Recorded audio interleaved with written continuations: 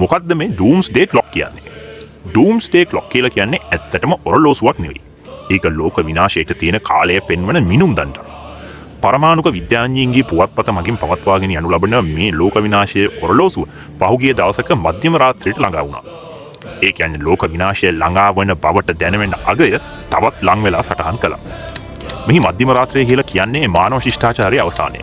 2026 ජනවාරි 27 වෙනිදා සිදු කළ නිවේදනයට අනුව මේ ඔරලෝසුවේ වේලාව මධ්‍යම රාත්‍රියට තප්පර 85ක් එහෙමත් නැත්නම් විනාඩි 1යි තප්පර 25ක් දක්වා ආසන්නයට ඇවිල්ලා තියෙනවා.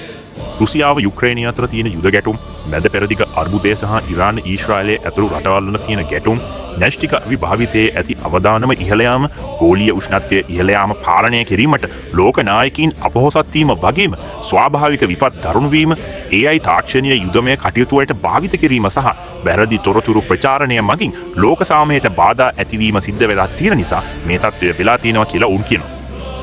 1947 දී ඇල්බර්ට් අයින්ස්ටයින් ඇතුළු විද්‍යාඥයින් කණ්ඩායමක් මේක ආරම්භ කළේ අනාගත ලෝකයේ මිනිස්සු ලෝක යුද්ධයක් දක්වා ගියොත් ඒක න්‍යෂ්ටික අවියායුධ වලින් සිද්ධ වෙන යුද්ධයක් වීම හේතුවෙන් මානව ශිෂ්ටාචාරය විනාශ වෙන්න පුළුවන් කියලා කියන කාරණාව පිළිබඳව අනතුරු අඟවන්න.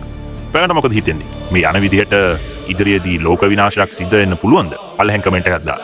මේ තොරතුරු අනිත් අයත් එක්ක බෙදා ගන්න. දැම්ම මේක ෂෙයා කරන්න.